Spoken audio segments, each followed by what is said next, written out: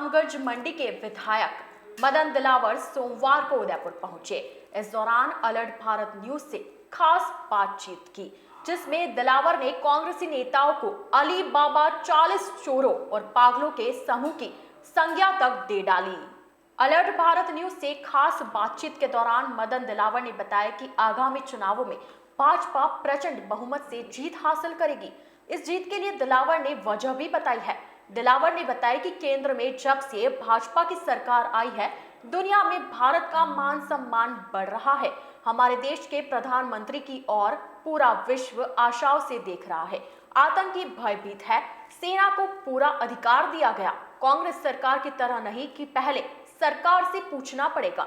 दिलावर ने बताया कि प्रधानमंत्री मोदी की वजह से भगवान राम का भव्य मंदिर बनने जा रहा है। दिलावर ने हाल ही में कांग्रेस नेता चतराराम देशबंधु द्वारा भगवान राम पर दिए विवादित बयान पर कहा कि पागलों के बारे में कुछ कहने की जरूरत नहीं है। कांग्रेस ऐसे ही पागल और भ्रष्टाचारी लोगों को पद देती है। दिलावर ने कांग्रेसी नेताओं को अली बाबा 40 चोरों और पागलों के समूह की संज्ञा दी। राहत कैंप पर भी टिप्पणी करते हुए दिलावर ने बताया कि राज्य सरकार द्वारा इसमें भी एक प्रकार से भ्रष्टाचार किया जा रहा है। कैंप से किसी को राहत नहीं मिलने वाली। आप भी सुनिए क्या कुछ कहा दिलावर ने। उदयपुर आए हैं आप, यहाँ के बीजेपी के नेताओं से, कार्यकर्ताओं से मिले हैं। चुनाव भी नज़दीक है, आपको फीडबैक भी मिले होंगे। किस तरीके से यहाँ पे आप देख रहे हैं तैयारियों को लेकर? देखो, भारतीय जनता पार्टी के कार्यकर्ता एक चुनाव जीतने के बाद दूसरे आने वाले चुनाव की तैयारी प्रारंभ कर देते हैं। यानी हमारे कार्यकर्ताओं की लगभग 4.5 साल से लगातार तैयारी चल रही है। इसलिए हमको कोई विशेष तैयारी करने की ज़रूरत नहीं है चुनाव में। हम ये चुनाव जो होने वाला है विधानसभा का, हम जीतेंगे और कांग्रेस की जो सीटें आएंगी वो 1-2.5 के नीचे रह जाएगी।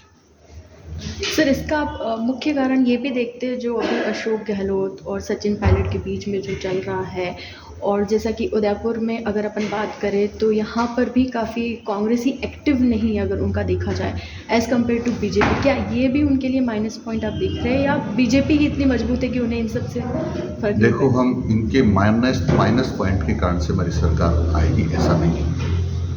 भारतीय जनता पार्टी के काम से और देश भर में जो माननीय नरेंद्र जी मोदी काम कर रहे हैं, उसकी वजह से भारतीय जनता पार्टी की सरकार आई। क्योंकि लगातार देश का सम्मान बढ़ रहा है।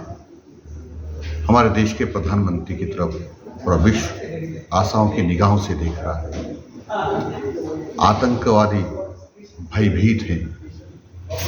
सेना को पूरा अधिकार दे दिया गया है कि जहाँ जैसी परिस्थितियाँ हैं वहाँ मौके पर ही निर्णय लें। कांग्रेस के राज की तरह नहीं है कि हमारी सेना पर गोली चलाए तो दिल्ली में पूछने जाना पड़ेगा सेना को। ऐसा नहीं। भगवान राम का मंदिर जो 500 साल पहले बाबर ने तोड़ा था और हमारे लोगों ने 78 युद्ध करके लगभग 3 लाख लोगों का बलिदान किया था, उसके बाद भी मंदिर का निर्माण नहीं हुआ था। माननीय नरेंद्र जी मोदी प्रधानमंत्री बनने के बाद माननीय अदालत से उन्होंने निवेदन किया कि डे टू डे इसकी सुनवाई हो, और जो निर्णय आया वो भगवान राम के जन्म स्थान के पक्ष में आया।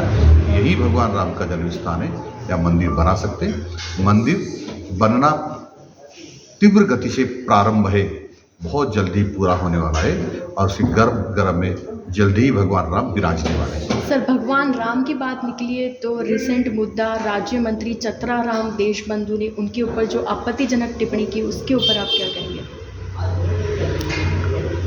देखो, पागलों के बारे में कुछ कहने की जरूरत नहीं है। मैंने कई पागलों को देखा है कि मंदिर में पत्थर फेंकते हैं, तो ये तो पागल लोग हैं। और कांग्रेस को ऐसे ही लोग मिलते बनाने के लिए, कोई पागल, कोई भ्रष्टाचारी, जैसे आरपीएससी का मेंबर बनाया बाबूलाल कटारा, तो वह भ्रष्टाचारी है। इसको चेयरमैन बनाया हुआ है किसी का, या वाइस चेयरमैन बनाया हुआ है, तो ये भगवान राम के बारे में अपशब्दों का प्रयोग कर रहे हैं। वो राहुल गांधी को कभी राष्ट्राध्यक्ष बना देते तो कहते कि हिंदू जो मंदिर में जाते वो लड़कियों को छेड़ने के जाते हैं। कांग्रेस के ये सुरजीत सिंह रंधावा है, वो कह रहे हैं कि मोदी जी का खात्मा कर दो। कांग्रेस के एक पूर्व मंत्री हैं मध्य प्रदेश के, वो कहते हैं कि मोदी जी की हत्या करने के लिए तत्पर रहो, और कोई कांग्रेस का नीच कर देता है। और कांग्रेस के राष्ट्रीय अध्यक्ष जो 80 साल के हो गए हैं, जो भगवान कभी भी उनको उठा सकता है, पर मैं प्रार्थना करूंगा भगवान से कि कम उनको 200 साल तक नहीं उठाए। वो कहते हैं कि मोदी जी जहरीले सांप हैं। ये अलीबाबा 40 चोरों और एक पागलों का समूह है जो कुछ भी कर सकता है, कुछ भी कर सकता है। सर, अब जो चुनाव आ रहे हैं उसको लेके आप क्या कहना चाहेंगे, किस तरीके से? देखो, मैंने पहले भी अभी संकेत में आपको कहा है कि भारतीय जनता पार्टी की सरकार बनेगी और आगामी 50 सालों तो भी 50 सालों तक भी लगातार बनती रहेगी। इसलिए कांग्रेस मुंगेरी लाल के सपने देख रही है ना, हम कैंप लगा लेंगे और उसके आधार पर हम लोगों को उनका दिल जीत लेंगे। ये मुंगेरी लाल के सपने हैं, ऐसा होने वाला नहीं है। क्योंकि ये जो कैंप लगाने का इन्होंने षड्यंत्र किया है, ये लोगों को राहत देने के लिए नहीं, ये लोगों के लिए आफत पैदा करने के लिए है।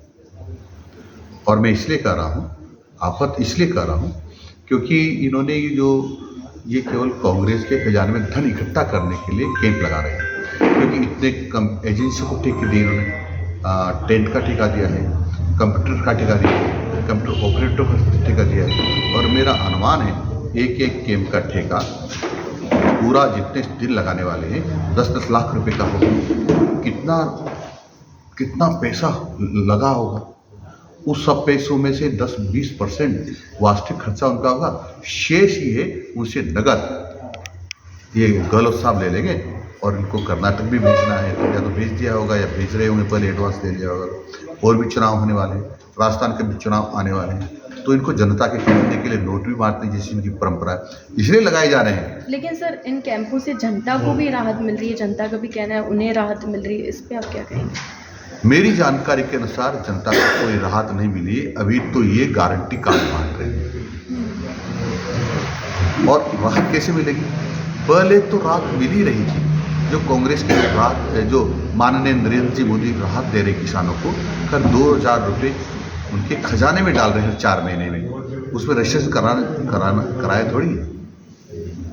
जो माननीय वसुंधरा जी ने किसानों को बिजली की बिल में 10 लाख रुपये प्रतिवर्ष की राहत दी थी, उसमें रजिस्ट्रेशन नहीं कराया।